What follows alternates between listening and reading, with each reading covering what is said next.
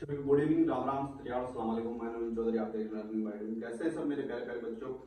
आज की वीडियो में पढ़ेंगे हम एनसीएफ 2005 के प्रवेश ईयर में आए हुए आज तक के टोटल क्वेश्चन जो लग रहा है कि आगे आपसे रिपीट हुए हो सकते हैं। 2024 में जो आपका होगा 24 जनवरी को आपका सीटेट है, उसमें आपको कम से कम 1-2% आपको एनसीएफ 2005 के देखने को मिलेंगे। हर बार ही मिलते हैं। ये प्रीवियस ईयर के वो क्वेश्चन है जो नीट में पूछे गए, सीटेट में पूछे गए, जो इंपॉर्टेंट है, पीछे भी सीटेट में रिपीट हुए हैं। उन क्वेश्चनों को एक क्लास में आपको आज करवाएंगे। इंपॉर्टेंट क्वेश्चन है, सबसे आसान भाषा में समझाऊंगा विथ एक्सप्लेन। तो जल्दी करते हैं, लाइक से सब्सक्राइब कर दीजिए भाई अगर नहीं किया है तो। ये रहा आपके सामने पहले एनसीएफ 2005 का पहला प्रश्न। आपको पहले एक बात बता दूं कि आज तक कितने एनसीएफ आए हैं। पहले देख लेते हैं कि आज तक भाई कितने एनसीएफ आए हैं आपके। आज तक आपके भाई 4 एनसीएफ आए हैं। कितने? 4 बार एनसीएफ आ चुका है आपका। एनसीएफ कितने बार आ चुके हैं? 4 बार आ चुके। कितना? 1978, 88 और 2000 और 2005। कौन सा चल रहा है? 2005 वाला चल रहा है। 1978 में, फिर 88 में, फिर 2000 में, फिर 2005 में। 2005 वाला अब चल रहा है। 2005 वाला में एनसीएफ क्या है? आज तक का विद्यालय शिक्षा का सबसे बड़ा दस्तावेज। क्या? विद्यालय शिक्षा का सबसे बड़ा दस्तावेज कौन सा है भाई? एनसीएफ 2005 है। पहले इसके बारे में छोटी कॉमन सी जानकारी लेते हैं। एनसीएफ 2005 आज तक का विद्यालय शिक्षा का सबसे बड़ा दस्तावेज है। चौथा एनसीएफ चल रहा है। 78 में आया था, फिर 88 में आया था, फिर 2000 में, फिर 2005 में। तो चौथा चल रहा है। इसकी जो सोच है वो क्या है? संरचनावादी है भाई, संरचनावादी। ठीक है। एनसीएफ 2005 की सोच कहां से ली गई है? जॉन डीवी से। ठीक है। और संरचनावादी है भाई, संरचनावादी। पहले वाले को क्या थे? पहले वालों की सोच क्या थी? पहले वालों का जो आप मत मान सकते हो, कुछ भी मान सकते हो, मत क्या था? वो व्यवहारवादी थे। ये क्या है? संरचनावादी है। ठीक है। 2005। अब देखिए पहला क्वेश्चन। राष्ट्रीय पाठ्यचर्या रूपरेखा 2005 के अनुसार बच्चे शिक्षक द्वारा दी गई सामग्री से निष्क्रिय प्राप्त करता है। निष्क्रिय प्राप्त करता होंगे, वहां पे बच्चों का कोई रोल नहीं होगा। तो ये आपका क्या हो जाएगा मेरे भाई?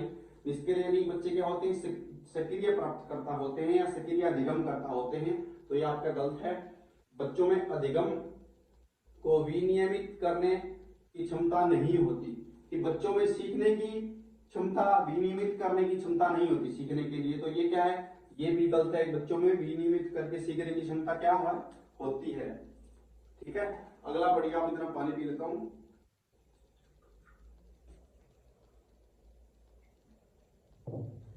बच्चे रटने के माध्यम से सर्वश्रेष्ठ सीखते हैं।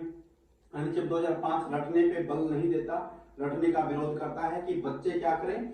करके सीखें। लर्निंग बाय डूइंग, करके सीखना एनसीएफ में सर्वाधिक माना गया है। हमेशा ही जो बच्चा प्रैक्टिकल करके देखता है, प्रैक्टिकल करके सीखता है, उसको वो लंबे टाइम तक उसके याद रहता है और समझ में रहता है। बच्चे ज्ञान के निर्माण में सक्रिय भूमिका निभाते हैं। तो आपका क्या हो जाएगा? Option number 4। क्या? बच्चे ज्ञान के निर्माण में सक्रिय भूमिका निभाते हैं। बच्चा एक्टिव रहेगा तो सीखेगा, और सीखेगा तो वो लंबे टाइम तक उसको याद रहेगा, उसके रियल लाइफ से भी कनेक्टिव होगा। फिर क्वेश्चन नंबर 2। राष्ट्रीय पाठ्यचर्या रूपरेखा 2005 मानता है कि गणित में चिंतन और तर्कणा का एक निश्चित तरीका है, अवस्थित है। यह दृष्टि चरितार्थ की जा सकती है। छात्रों को विशेष अनुशिक्षण देकर अन्वेषण, उपागम, हस्त कौशल सामग्री का उपयोग, अन्वेषण, उपागम और हस्त कौशल सामग्री का उपयोग, अवधारणाओं को वास्तविक जीवन से संबंध जोड़ना, छात्रों को चर्चा में सम्मिलित करना। जहां पे बच्चा एक्टिव होगा, एक तुक्का मारने की ट्रिक बता दूं आपको। जहां पे भी आप सीटेट में आप कोई भी प्रश्न सॉल्यूशन कर रहे हो, आपको वो नहीं आ रहा है, तो जहां पे बच्चा एक्टिव है, बच्चा खुद कर रहा है, बच्चा सक्रिय है, बच्चा खुद करके देख रहा है, जहां पे बच्चे पे ही सारा कुछ डाल दिया जाता है कि बच्चा तू जो मर्जी है वो कर, उसके रुचि के अनुसार कर रहा है, वो अपनी मर्जी से कर रहा है, तो वो ऑप्शन क्या होता है? बच्चे के हित में वो सही होता है। तो आप उस पर अपना तुक्का लगा सकते हो। ठीक है। गणित की सभी पाठ्य पुस्तकों को दोबारा लिखकर लिखने से और रटने से नहीं, पाठ्य पुस्तक में दी गई समस्याओं और प्रश्नों को हल करने पर बल नहीं दे सकते आप किसी भी चीज पे।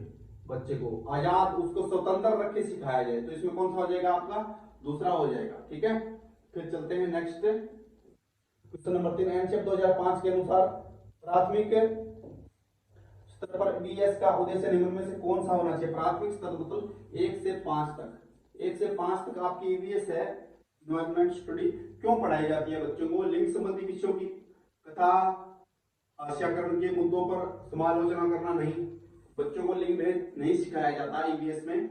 बच्चों की कंठस्थ करने की कला पर तो एनसीएफ 2005 कंठस्थ करने को क्या करता है, गलत मानता है। बच्चे को क्या कराया जाए, उसको करके सिखाया जाए, लर्निंग बाय डूइंग। प्राथमिक स्तर पर ईवीएस के सीखने में वर्ण के महत्व पर बल देना, वातावरण संबंधी प्रमुख मुद्दों की पहचान में प्रत्याह्वान करना। तो इसमें कौन सा हो जाएगा आपका ऑप्शन नंबर डी, वातावरण संबंधी प्रमुख मुद्दों की पहचान, कि वातावरण में क्या क्या मुद्दे हैं। पानी का मुद्दा हो गया, पेड़ पौधों का मुद्दा हो गया, जंगल का मुद्दा होगा, हवा का मुद्दा हो गया। तो बच्चों को क्या रियल लाइफ से कनेक्टिव कराया जाए, इसलिए क्या है, वातावरण संबंधी प्रमुख मुद्दों की पहचान करना व उनका कोई सॉल्यूशन ढूंढना। ठीक है, फिर चलते हैं क्वेश्चन नंबर आपका नेक्स्ट। अभी तक विद्यालय शिक्षा का सबसे नवीनतम दस्तावेज कौन सा है, ये मैंने आपको शुरुआत में बता दिया था। अभी तक का विद्यालय शिक्षा का सबसे नवीनतम दस्तावेज है एनसीएफ 2005। ये आप भाई इंपॉर्टेंट कर लीजिए, बहुत अच्छा क्वेश्चन है। अभी तक का विद्यालय शिक्षा का सबसे नवीनतम दस्तावेज है आपका एनसीएफ 2005। ठीक है, फिर चलते हैं नेक्स्ट। एनसीएफ 2005 किसकी पहल पर तैयार किया गया, एनसीएफ 2005 किसकी पहल पर तैयार किया गया, एनसीईआरटी या आरटी या सेक्रेट या फिर एमएचआरडी, बताइए किसकी पहल पर तैयार किया गया था। किसकी पहल पर तैयार किया गया था भाई, ये किया गया था एमएचआरडी की पहल पर, मानव संसाधन विकास मंत्रालय की पहल पर तैयार किया गया था। ठीक है, मानव संसाधन विकास मंत्रालय की पहल पर तैयार किया गया था एनसीएफ 2005। फिर चलते हैं क्वेश्चन नंबर 6 पे। सारे के सारे क्वेश्चन इंपोर्टेंट है, पीछे पूछे गए हैं प्रीवियस ईयर में, रीट में, सीटेट में, एक्सटेट में, फर्स्ट पेपर, सेकंड पेपर, हर जगह से एक एक प्रश्न उठाया गया है। जो जो इंपोर्टेंट लगा अच्छे से कर लो, आपको पक्का कहीं ना कहीं जरूर देखने को मिलेगा फर्स्ट पेपर, सेकंड पेपर में अवश्य। एनसीएफ 2005 का प्रारंभ किसके लेख से होता है, बताइए किस लेख से, प्रगति व संस्कृति, भारत एक खोज, सभ्यता व प्रगति, सभ्यता व संस्कृति, बताइए भाई कौन, प्रगति व संस्कृति होगा, भारत एक खोज होगा, या सभ्यता व प्रगति होगा, या सभ्यता व संस्कृति होगा।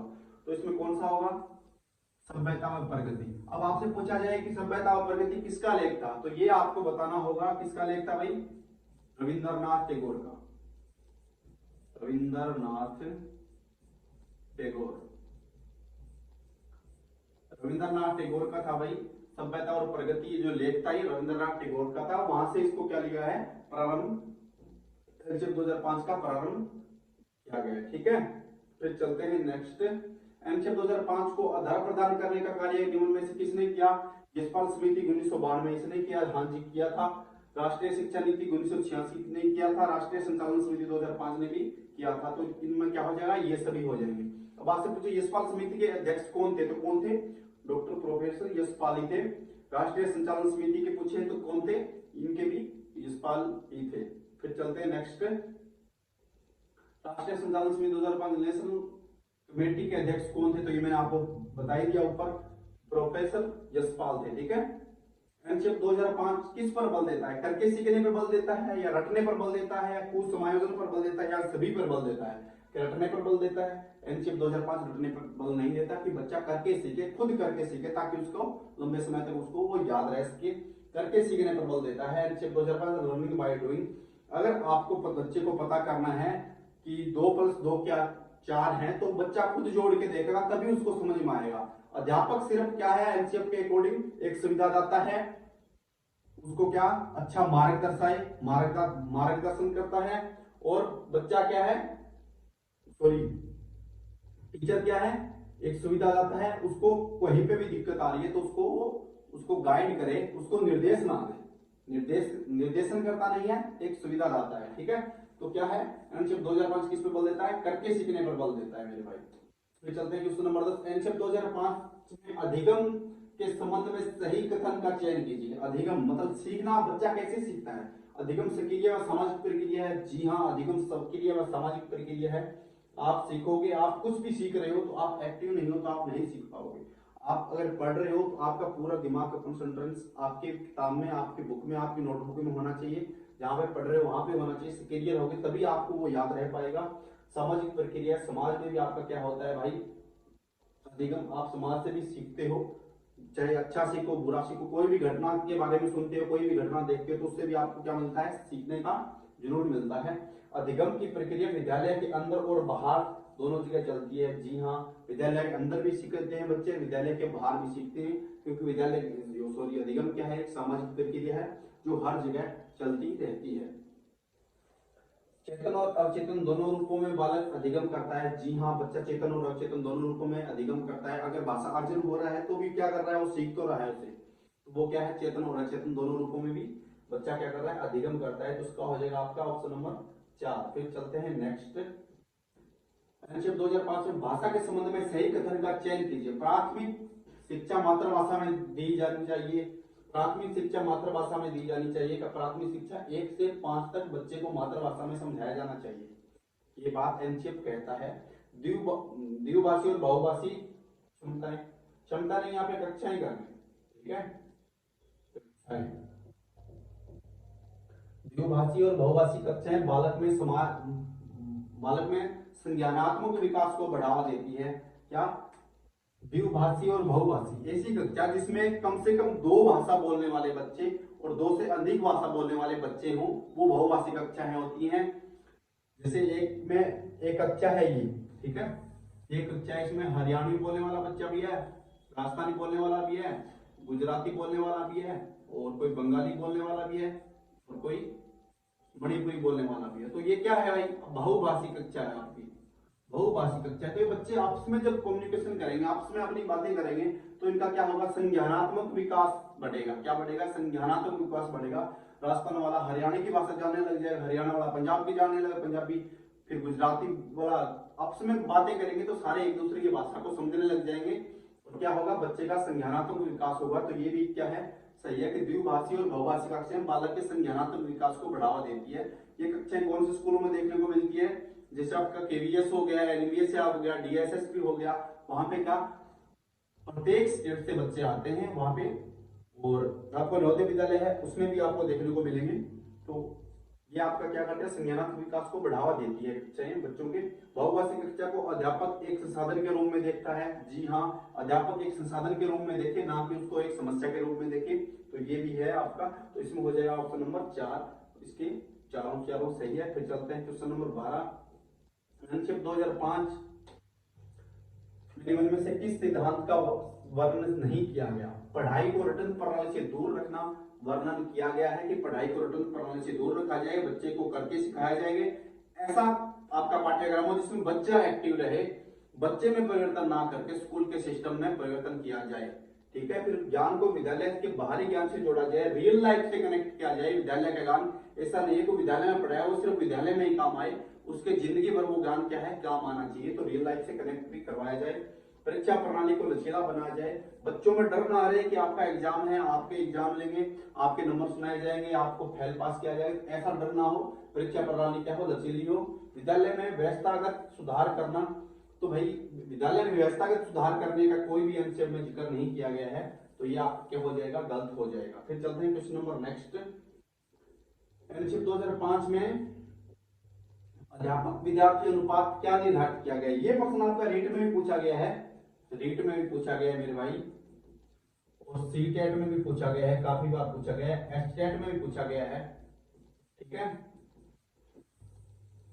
अच्छा खासा क्वेश्चन है, नॉर्मल सा क्वेश्चन है, वैसे देखिए बहुत इजी है, मतलब कई बार घुमा फिरा के एग्जामिनर से पूछ लेता है। इसमें क्या गया है, अध्यापक विद्यार्थी अनुपात, ठीक है। अब इसमें क्या हो जाएगा, सबको पता है 1:30, नहीं पता है वो देख लें भाई कि अध्यापक विद्यार्थी अनुपात होता है 1:30। इसका मतलब यह है कि एक अध्यापक के नीचे 30 बच्चे होने चाहिए। अगर विद्यालय में 90 बच्चे हैं तो कितने अध्यापक होने चाहिए, 3 अध्यापक होने चाहिए। 30 बच्चे, एक अध्यापक उसको पढ़ाएगा, ठीक है। 30 बच्चों को एक अध्यापक हैंडल कर सकता है, पढ़ा सकता है। भीड़ वाली एनसीएफ कहता है कि भीड़ भाड़ वाली कक्षाओं में क्या होता है, संरचना बच्चे क्या नहीं सक्रिय नहीं करते और संरचनात्मक कक्षाएं नहीं होती, इस वजह से 1:30 उनका अनुपात रखा गया है। एग्जाम पर घुमा के क्वेश्चन कैसे पूछता है इसको, तो एग्जाम ऐसे पूछ लेगा, यहाँ पे क्या हो गया, अध्यापक विद्यार्थी अनुपात 1:30 है, ठीक है, आपने रटा हुआ है कि 1:30 होता है, वो पूछ लेगा विद्यार्थी अध्यापक अनुपात बताइए। तो आपको क्या करना है, 30:1 आयना वो करना है, क्योंकि पहले विद्यार्थी दिए गए हैं फिर अध्यापक दिया गया है। ऐसे घुमा के प्रश्न आपसे पूछ सकता है, पूछा भी गया है मेरे भाई, ठीक है।